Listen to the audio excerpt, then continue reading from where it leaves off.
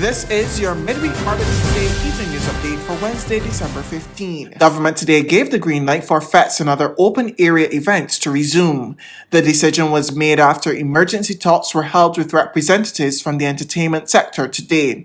Chief Medical Officer, the Most Honourable Dr. Kenneth George says the changes to the COVID-19 directive to allow events, which will require patrons to be tested beforehand, will come into effect from December 15. For open air events, for the promoters and the artists and the people on stage who are actively involved in the production, both vaccination and a rapid antigen test will be required for entrance into that area.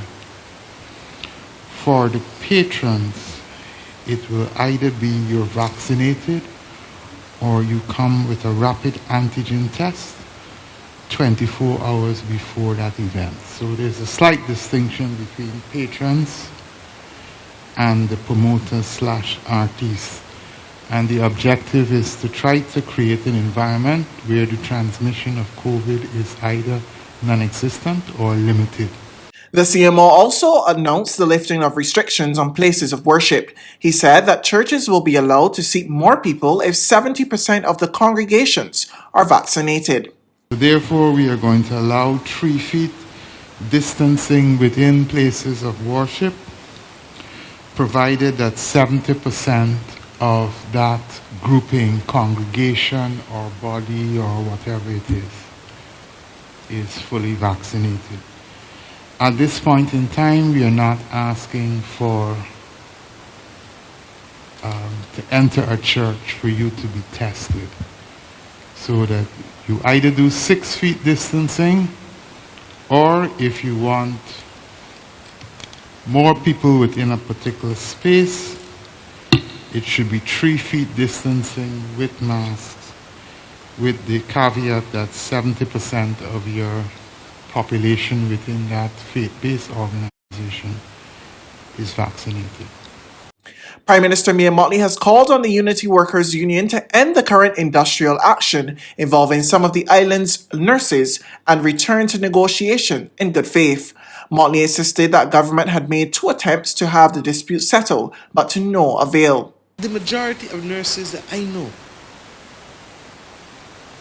are committed, and I do not believe that they will fall for any ruse by persons who clearly are not following industrial protocols, the best precepts of industrial relations protocols, but who equally, in my view, as an opposition senator, and along with other forces of opposition, clearly want to be able to bring some level of disruption to this country on the eve of Christmas, in my judgment, because they feel we are in a silly season. Now, if this is wrong, then come out and negotiate in good faith and deal with people in good faith.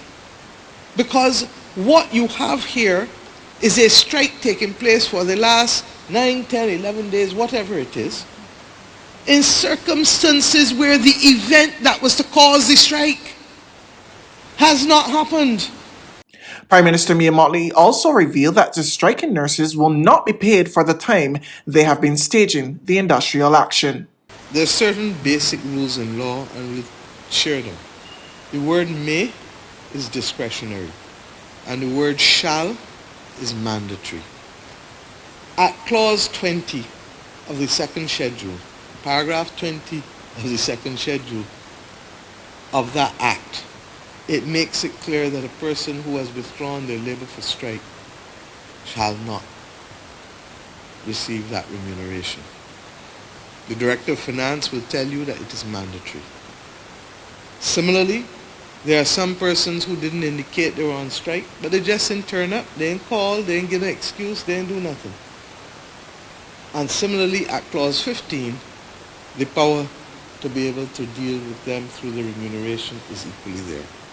These are not new issues. These are not the first persons to strike. They will not be the last persons to strike. Meanwhile, several of the island's trade unions have distanced themselves from the strike action call by the Unity Workers Union. The president of the National Union of Public Workers, Kimberly Agard, says her union represents most of the nurses and they are not on board with the action. NUPW is not participating or sanctioning any strike action at this time. The NUPW itself has internal structures for instituting such action. General Secretary of the Barbados Workers Union, Tony Moore, also criticized the action, saying that it is reckless and goes against established labor practice. The withdrawal of labor. What I would like to say is that the Executive Council of the Barbados Workers Union has always functioned in a manner, yes, the observed process, but recognizing that strike action is the ultimate action. It is one that is not contemplated lightly and without due consideration not only for the issues but for the support. We don't go into action and then try to build support for action. And we certainly do not go into action where we do not have a majority. And so even on that basis, I will choose to express my disappointment in that regard.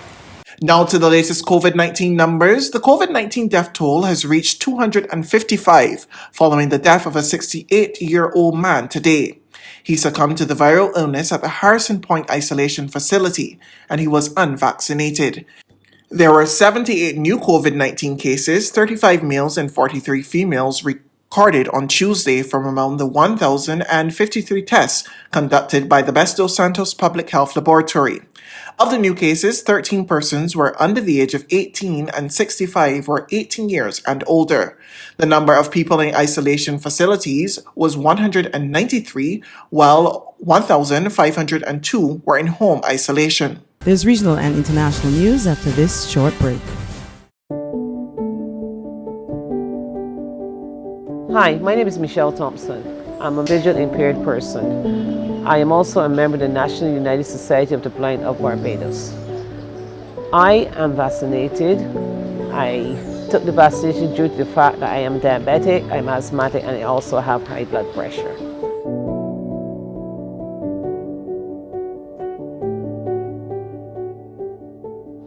I had no side effects. Everything went calm and smooth, as my doctor said it would go.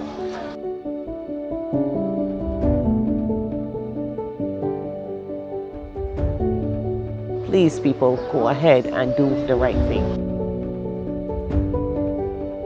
Let's roll up our sleeves and get back to living.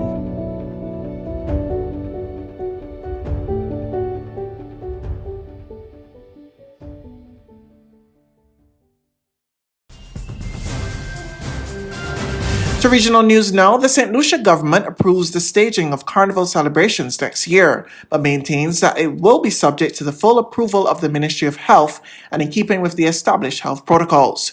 The government said that the VATS mass was agreed upon following several consultations between stakeholders.